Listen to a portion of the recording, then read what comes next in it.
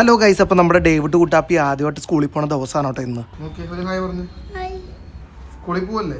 അപ്പൊ first day ആയതുകൊണ്ട് അവൻ തന്നെ ബാഗ് എല്ലായിടത്ത് കാറിൽ വെക്കാന്ന് പറഞ്ഞു. ഇന്ന് മാത്രമേ ഈ അത്ഭുതം കാണാൻ പറ്റുള്ളൂ, നാളെ പോലെ ഞങ്ങൾ തന്നെ എടുത്ത് വെക്കണം. അവസാനം ഡോർ തുറക്കാൻ നോക്കിയപ്പോൾ ഡോർ തുറയാനുള്ള എന്തോ ദുശകനമാണ്. സ്കൂളിൽ പോകണമെന്ന് ചോദിച്ചിട്ടൊരു നോട്ടവും ഞാൻ പറഞ്ഞ ആഞ്ഞൊന്ന് വലിച്ചാൽ മതി, ഡോർ തുറന്നോളൂ പറഞ്ഞു. അവസാനം ഡോർ തുറന്ന് ഓരോ ബാഗുകളായിട്ട് അകത്തേക്ക് വെച്ച്. ഫസ്റ്റ് ടൈം സ്കൂളിൽ പോണതിന്റെ സങ്കടവും പേടിയും സന്തോഷവും എല്ലാം അവന്റെ മനസ്സിലുണ്ട് കേട്ടോ. കൂടെ നിസ്സിയും അമ്മയും ബെഡ്സിയും വരുന്നുണ്ട്. സ്കൂളിലെത്തി പുതിയ പിള്ളേർക്ക് വേണ്ടിയിട്ടുള്ള ഡാൻസും പരിപാടികളൊക്കെ ഞങ്ങൾ കണ്ടത്. നല്ല കഴിവുള്ള പിള്ളേരാട്ടോ, അടിപൊളിയായിട്ട് ഡാൻസ് കളിക്കുന്നുണ്ട്. ഡേവിഡ് ഇപ്പോഴും വിചാരിച്ചേക്കുന്ന ഏതോ സ്കൂളിൽ ഡാൻസും പരിപാടിയും കാണിക്കാൻ കൊണ്ടുപോയതാണ്. പിന്നെ പിള്ളേരെ പ്ലഡ്ജ് കാര്യങ്ങളൊക്കെ എല്ലാം കഴിഞ്ഞ് നേരെ പുതിയതായിട്ട് ജോയിൻ ചെയ്ത സ്റ്റുഡൻസിനും സ്റ്റാഫിനും സ്റ്റേജിൽ കയറ്റി കുറച്ച് സമ്മാനങ്ങൾ കൊടുത്തു. ഗിഫ്റ്റ് എന്ന് കേട്ട് കഴിഞ്ഞാൽ പിന്നെ ഡേവിഡിന് വേറെ ഒന്നും വേണ്ട. അതുകൊണ്ട് വളരെയധികം എക്സൈറ്റ്മെന്റിലാണ് ആശാൻ സ്റ്റേജിൽ നിൽക്കുന്നത്.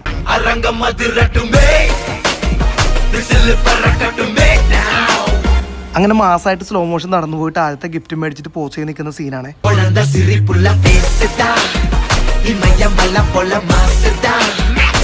ഡേവിഡിന്റെ ഫസ്റ്റ് ഡേ ആയതുകൊണ്ട് ചെറിയൊരു സ്ലോ മോഷൻ കൂടി ഇട്ടിട്ടുണ്ട് കേട്ടോ.